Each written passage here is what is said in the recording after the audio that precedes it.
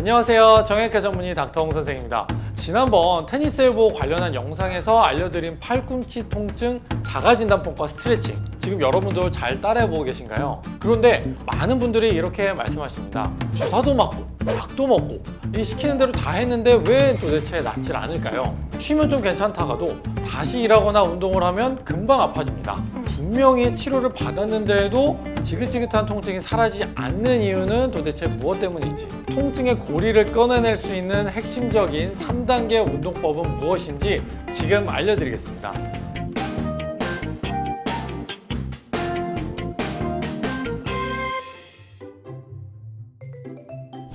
지금 저를 따라서 한번 해보시기 바랍니다. 팔꿈치를 쭉 핀 상태에서 주먹을 쥐고요, 손목을 위로 쭉 올려보는데 이때 안 아픈 쪽 손으로 손목을 쭉 밀어보시기 바랍니다. 그리고 한번 버텨보세요. 이 동작을 할 때 지금 팔꿈치 바깥쪽이나 아래쪽 팔 부위가 혹시 아프셨나요? 그렇다면 여러분의 팔꿈치 통증의 원인은 바로 테니스 엘보 때문일 수 있는데요. 보통 무거운 물건을 많이 들거나 손을 쓰는 일을 오랜 기간 반복적으로 하시는 분들이 팔꿈치 바깥쪽이 아파지는 이 테니스 엘보인 경우가 많습니다. 테니스 엘보는요, 이 전완부의 외측에 있는 이 손가락과 손목을 피거나 젖힐 때 쓰는 근육들을 반복적으로 사용하면서 외측 상과라고 하는 이 팔꿈치 바깥쪽 튀어나온 부분에 염증이나 손상이 생기면서 발생하는 것인데요. 외측 상과염을 단순히 염증이라고만 생각하기 쉽습니다. 하지만 만성적인 테니스 엘보는 염증 상태를 넘어서서 힘줄 자체의 미세한 파열이 생기고요, 거기에 동반돼서 퇴행성 변화가 생기면서 발생하는 경우가 대부분인데요. 조금 쉽게 밧줄에 비유해보면요, 밧줄이 여러 가닥이 있는데 몇 가닥이 닳고 끊어지고 남은 밧줄들이 이렇게 마구 엉켜있는 상태라고 생각하시면 됩니다. 그런데 이 엉키고 약해진 이 힘줄에 당겨지는 이 힘이 가해지니까 찢어짐이 더 심해질 수도 있고 통증이 재발할 수도 있는 것입니다. 그래서 테니스 엘보 치료의 핵심은 무엇이냐? 단순히 약 먹고 주사 맞아서 이 염증을 가라앉히는 것만 하는 것이 아니라요, 3단계의 치료가 필요합니다. 1단계로는 손상되고 이 엉킨 힘줄의 섬유들을 올바르게 배열해 줘야 되고요, 2단계로는 주변에 있는 근육들을 안전하게 활성화시켜야 됩니다. 마지막 3단계로는 힘줄을 점진적으로 이렇게 튼튼하게 만들어서 팔꿈치 원래의 기능을 회복시키는 것입니다. 이렇게 해야 테니스 엘보가 재발하지 않도록 할 수 있는 것인데요. 지금부터 이 3단계 운동을 여러분들께 알려드릴 테니까 꼭 보고 따라해 보시기 바랍니다. 그런데 운동을 시작하기 전에 한 가지 말씀드릴 거는요, 팔을 이렇게 가만히 두어도 팔꿈치가 아프거나 조금만 움직이거나 팔을 쓰기만 해도 팔꿈치 쪽에 통증이 심한 분들은요, 염증이 지금 많이 심한 상태이기 때문에 이 운동을 바로 따라 하시면은 오히려 통증이 더 심해질 수가 있으니까 약물이나 찜질같이 보조적인 치료하면서 어느 정도 통증이 좋아진 다음에 이 운동을 따라 하시기 바랍니다.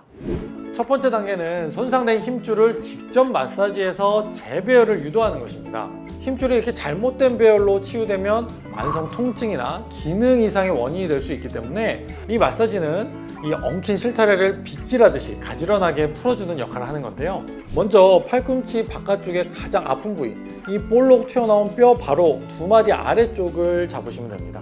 반대쪽 손에 엄지나 검지 아니면 중지를 이용해서 그 부분을 지그시 누른 상태에서 천천히 마사지를 해주시면 되는데요. 위아래 방향으로 하는 게 아니라 근육결의 수직 방향, 좌우로 이렇게 문질러 주시면 됩니다. 약간 뻐근한 느낌이 들 정도의 압력으로 한 3분에서 5분 정도 이렇게 시행해 주시면 되고요. 하루에 한 번만 하셔도 충분합니다.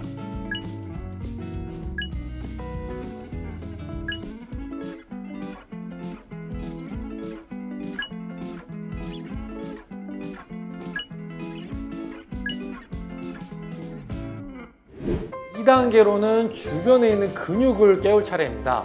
하지만 아픈 관절을 움직이면 아직 약한 힘줄에 부담이 갈 수가 있겠죠. 그래서 관절의 움직임 없이 근육에만 힘을 주는 이른바 등척성 운동을 먼저 시행해야 되는데요. 이 운동은 통증을 줄여주는 효과도 매우 뛰어나니까 한번 따라해 보시면 좋습니다. 아픈 쪽 팔을요, 책상이나 이렇게 테이블에 편안하게 올려놓으시고요, 손바닥이 아래를 향하게 합니다. 이때 주먹을 쥐셔도 되고 피셔도 되는데 이때 손목을 살짝 들어 올려서 손등을 젖히는 자세를 하는데요. 반대쪽 손으로는요, 이 손등 쪽을 지그시 누릅니다. 이때 내려가지 않도록 저항하면서 이렇게 버티면 되는데요. 중요한 점은 뭐냐면 손목이 아래로 내려가거나 더 위로 젖혀지지 않도록 딱 고정하는 것이 핵심입니다. 이러다 보면 여기에 있는 근육에 힘이 들어가는 것을 느끼실 수가 있는데 30초에서 한 1분 정도 버텨봅니다. 그리고 잠시 쉬었다가 쭉 버텨주는 거를 3번에서 5번 정도 아침 저녁으로 반복해 주시면 되는데요. 통증이 느껴지지 않는 범위 내에서 이 버티는 힘을 점차 늘려가시면 되겠습니다.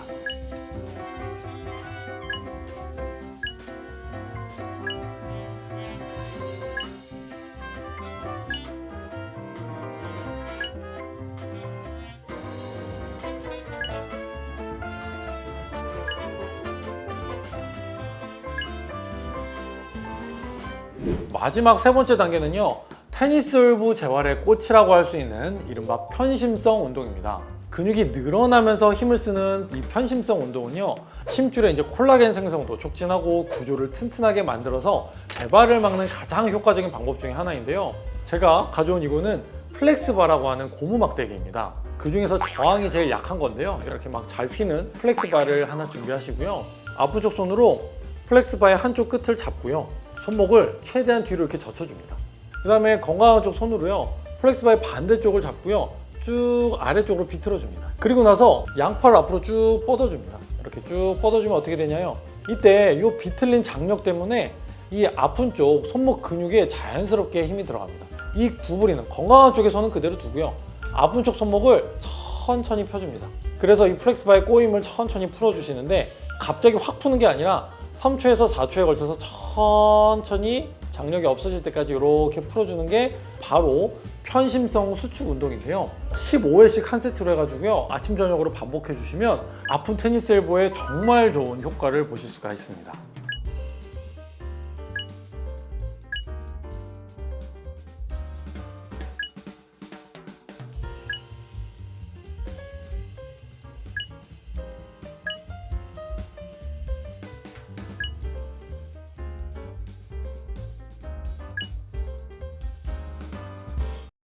이번 영상 잘 보셨나요? 정리해보자면 1단계 딥프릭션 마사지, 이걸로 엉킨 힘줄 풀어주고요. 2단계 등척성 운동으로 통증 없이 근육을 깨워주고요. 3단계 이 플렉스바를 이용한 편심성 운동으로 힘줄을 튼튼하게 재건한다. 이 3가지 단계를 순서대로 그리고 꾸준히 실천하는 것이 무엇보다 중요합니다.